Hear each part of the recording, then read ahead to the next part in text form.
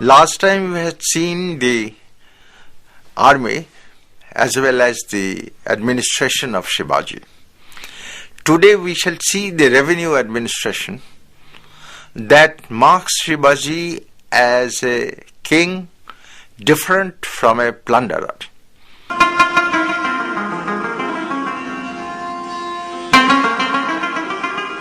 Shivaji's revenue administration was largely based on the system of Malik Ambar.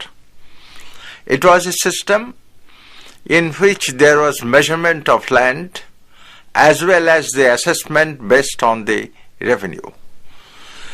But the problem was that there were Deshmukhs and Zamidars who were very powerful, and they have become powerful because of the neglect of the administration of Bijapur. They have installed their own castles. They have employed footmen and musketmen. They do not want to pay revenue. Even they fight with the revenue officials. One of the contemporary witnesses said that these Deshmukhs and Zamidars, they had seized the country. So therefore, before doing any substantial work on the revenue, it was necessary for Shivaji to control these people.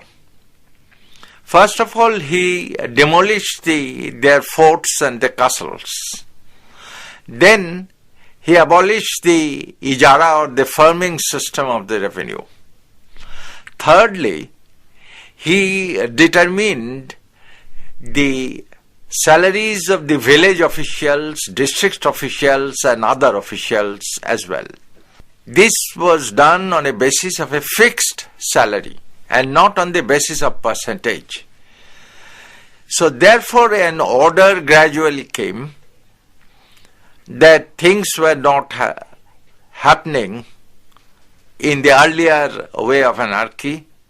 The things would happen on a different level altogether. Shivaji's revenue administration was largely successful in the sense that he always made a linkage with the headman of the village and through the headman of the village with the peasants. So this was a different system than that of even of Malik Ambar or that of Bijapur. Now in this, his land revenue demand was 2/5 of the produce.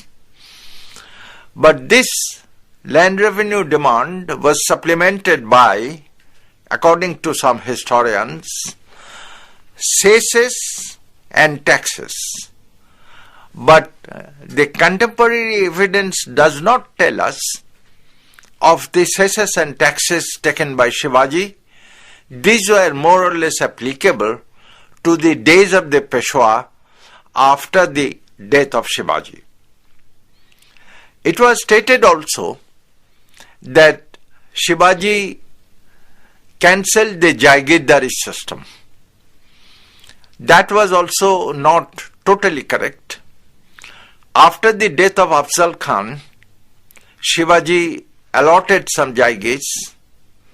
After the Karnataka expedition, Shivaji allotted some Jaigirs to the natural son of Shahuji.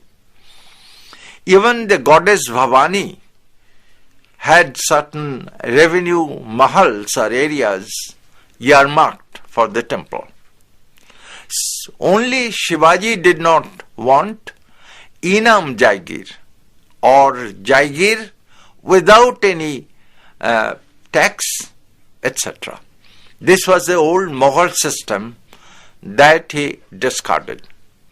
So therefore the system of revenue of Shivaji was conducive to cultivation, and as a result the revenue increased, there was no pressure on the peasants and they were happy. One of the foreign travelers, an English traveler, John Fryer of the late 17th century, stated that the revenue demand of Shivaji was very heavy. It was double than those of the former days. There is no contemporary evidence to show this. The demand was heavy, certainly, but it was certainly not double of those of the former days.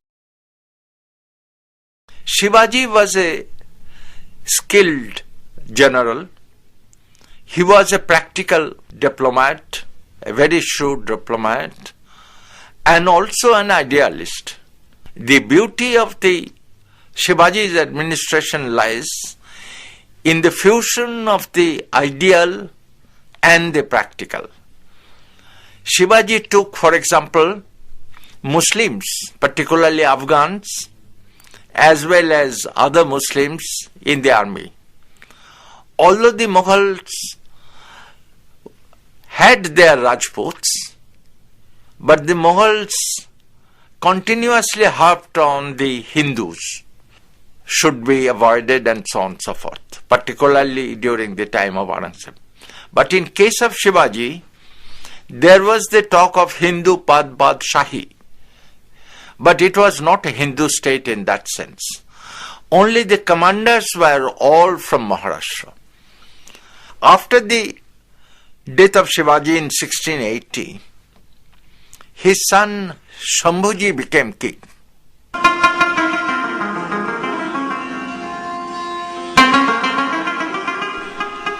Shambhuji was far more occupied with the Abyssinians of Ginjira and the Portuguese of Basin. Aurangzeb thought that time had come to encroach into the Maratha territory deeply, and he increased the pressure. Shambhuji was captured 1689 along with his family. He was paraded in front of Aurangzeb and he was executed. His family, particularly his infant son Shahu, his family was taken into the Mughal harem, but it must be noted that Aurangzeb did not try to convert them into Muslims. They remained Hindu, they remained Marathis. Later on, Shahu married two Marathi girls while he was in the Mughal harem. The execution of Shambhuji was one of the major mistakes of Aurangzeb for two reasons. One, it spoiled the chance of any compromise with the Marathas. Secondly, it roused the Marathas into further action. Instead of being depressed, the Marathas revived their activities in full swing. After the death of Shambhuji, his younger brother Rajaram was crowned. Rajaram was a very shrewd person, and he continued the raids. As a matter of fact, he could recover most of the forts taken by the Mughals, including Rajgarh and Panhala.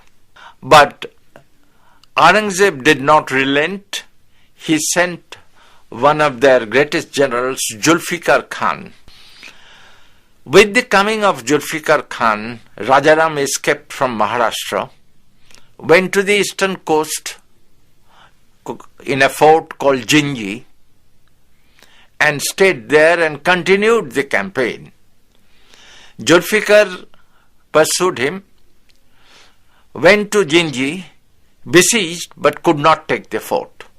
So the stalemate continued, and while the stalemate was continuing, the Marathas continued their plunder of the Mughal territories of Karnataka. They even went up to Gujarat, and the position of the Mughals was not too happy. Aurangzeb now tried all his means, but it was a movement in which the Maratha Sardars played their individual roles, autonomous, without any guidance from any central authority. It was a guerrilla warfare in which the Maratha Sardars, autonomous by themselves, they made their own decisions and they continued the plunder. Rajaram was not too happy at Jinji either. Zulfikar Khan finally got the fort, but Rajaram escaped to the fort of Satara in Maharashtra. From there and also from earlier, Rajaram sent peace proposals to Aurangzeb twice, in 1695 and 1698. But Aurangzeb on both occasions refused to accept it. 1700, Rajaram died. He was succeeded by his widow, Tarabai, who immediately offered a peace proposal. And the peace proposals, which we have in details, showed that Tarabai and the Marathas were willing to climb down, willing to reduce their claims. One of the reasons was that the state of Maharashtra was nearly devastated by continuous warfare. Tarabai's demands may be summarized in two. The first is that her son Shivaji II should be made the king of Maharashtra. And second, with a mansab and etc. The mansab should be 7,000, 7,000. 7,000 Jat, 7,000 Sawat. That is, Shivaji II was willing to work under the Mughal emperor. The second demand was that the Sardeshmukhi, as head of the Deshmukhs, should be given to the king Shivaji II. Here we note that she has dropped the claim of Chauth, which was the basic claim of the Marathas since the days of Shivaji. And she was not asking for regional independence. On the other hand, she was asking to be a mansabdar of the Mughals. Aurangzeb at first accepted it. The Maratha Sardars also accepted it. And it was only a question of time that this peace will come. But Aurangzeb decided to change his opinion at the last moment. And as we shall see, that the Mughal emperors in later years also did the same. Now, one of the reasons of Aurangzeb's change of mind was that he thought that Shahu should be, the son of Shambhuji, should be made king. If that is done, then there would be a conflict between Tarabai and Shahu. So therefore, he did not accept Tarabai's demands and refused. Aurangzeb died broken-hearted in the city of Aurangabad in 1707. For last 10 years, he had taken his weary and ailing body throughout Maharashtra, raiding fort after forts, but finally achieving nothing. After the death of Aurangzeb, a new situation comes for the Marathas. For this, we would have to see a little bit of the Maratha polity. In the Maratha polity, there were two movements, often contradicting each other and often running parallel or often even mixed with each other. One was the socio-religious reforms, started long before Shivaji, and it continued at a diminishing rate after the death of Shivaji. The other one was the claim for regional independence, the Swarajya of Shivaji. In this claim, the Maratha Sardars played the most important role because they were the ones who made the raids, who plundered the areas, who defended the cities and the forts from the Mughal attacks and so on. These Maratha Sardars, although very brave and autonomous, plundering the areas and defending the state, they did not care for socio-religious reforms. They were not interested also of the welfare of the peasantry. So therefore, there was a contradiction, almost two parallel movements going between socio-religious reforms and the fight for regional independence. Sometimes they met, and it was Shivaji who fused the two.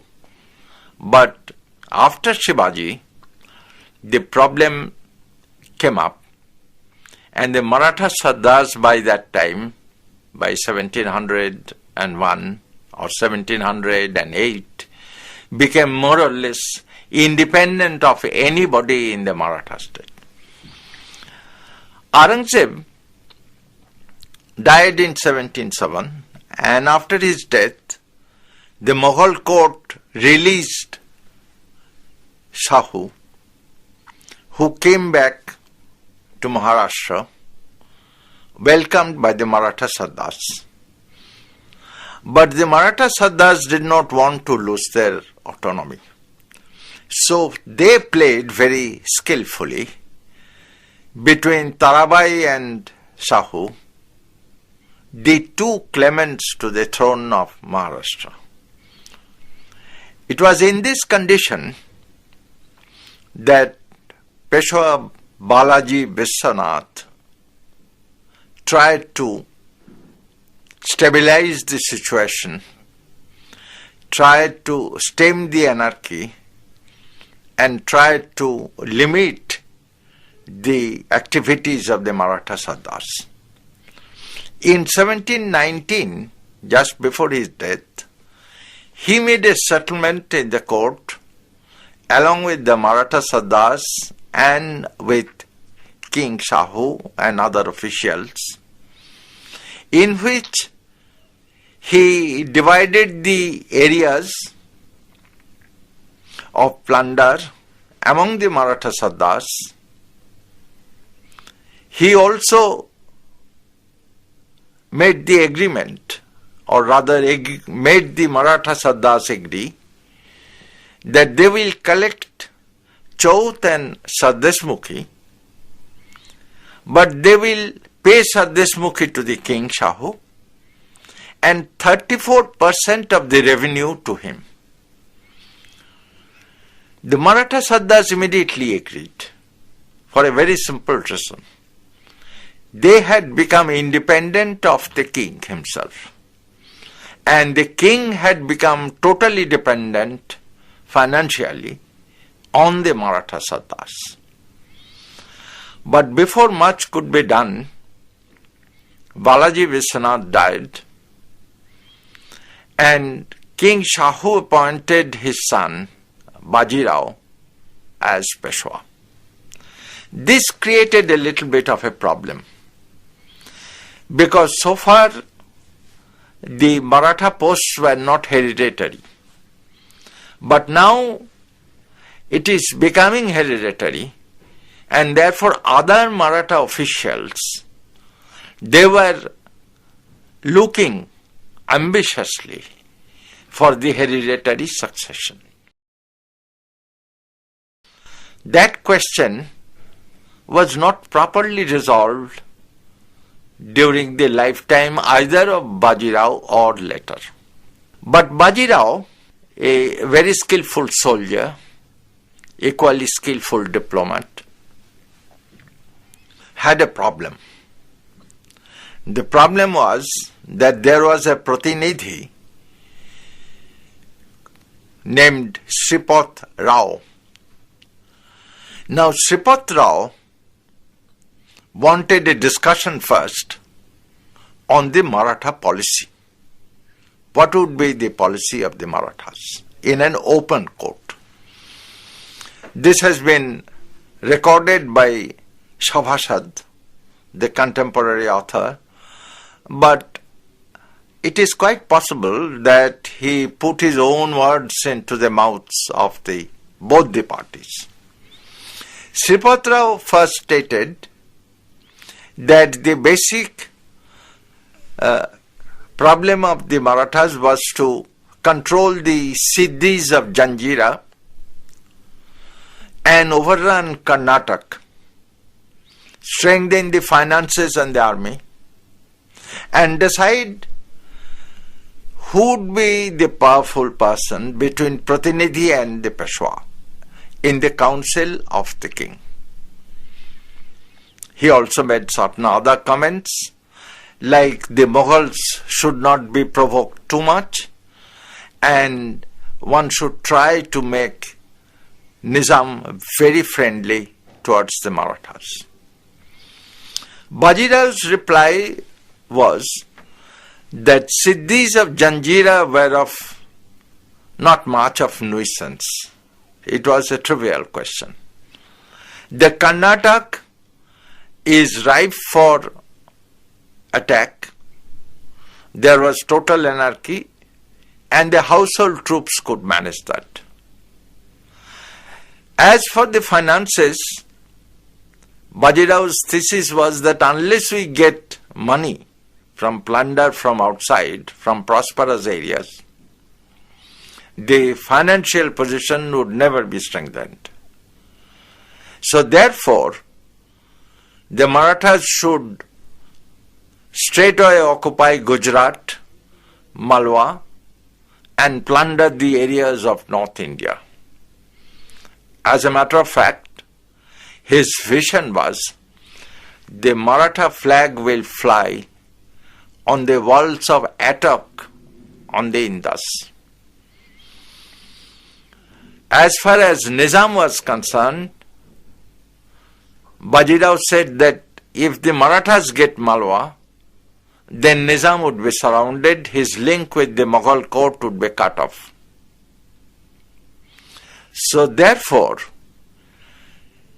he rejected the opinion of Sripath Rao, and naturally the Maratha Sardars sided with Bajirao because that would give them an opportunity to plunder North India, Gujarat, Malwa, apart from Karnataka.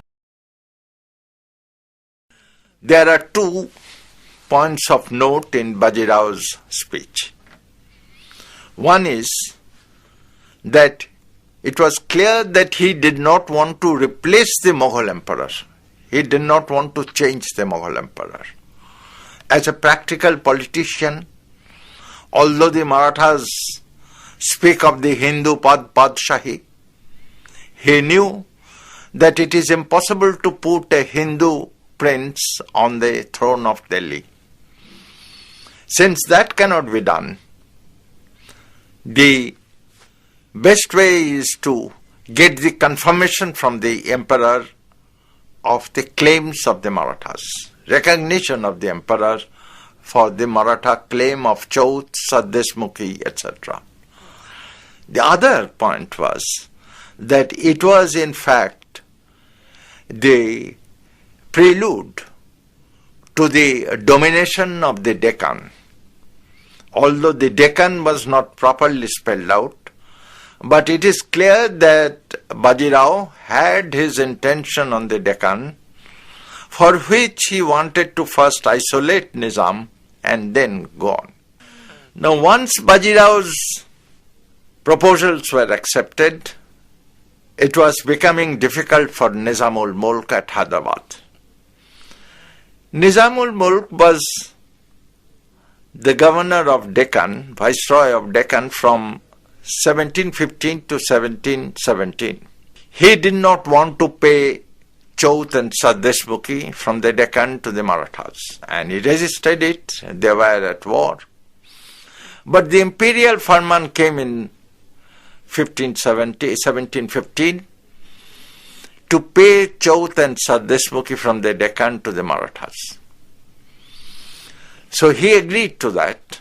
He did not flout the imperial firman, but he did not allow the Maratha soldiers to be stationed near Aurangabad, the capital of the Deccan. But Nizam,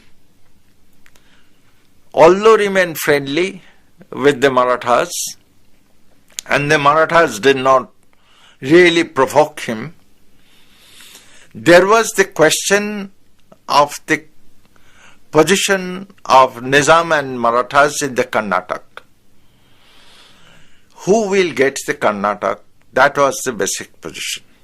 But along with that, now it was added, who will get Malwa and other places like Gujarat. Now Bajirao decided to launch invasions, launch plunder, which was necessary to liquidate his mounting debts, to liquidate the debts of the Maratha Sardars as well. It was in this situation that the Mughals decided to act. They sent a very strong army, but this strong army was composed of very heavy infantry, cavalry and artillery. While the Marathas were depending on light cavalry, almost without artillery, depending on the swift movements, and exactly bypassed, the Mughals did not come to the frontal battle, surrounded them and create all kinds of problems. As a matter of fact, that was happened in Toda Tank much later in 1734. But in 1720-23 and in the 20s, the Marathas inflicted severe defeats on the Mughal, and the Mughals did not have any answer properly. As a matter of fact, Joy Singh of Jaipur in 1728 suggested peace proposals, but neither the Marathas nor the Mughals accepted this. It was in this situation that Nadir Shah in 1739 arrived, which we would see next day.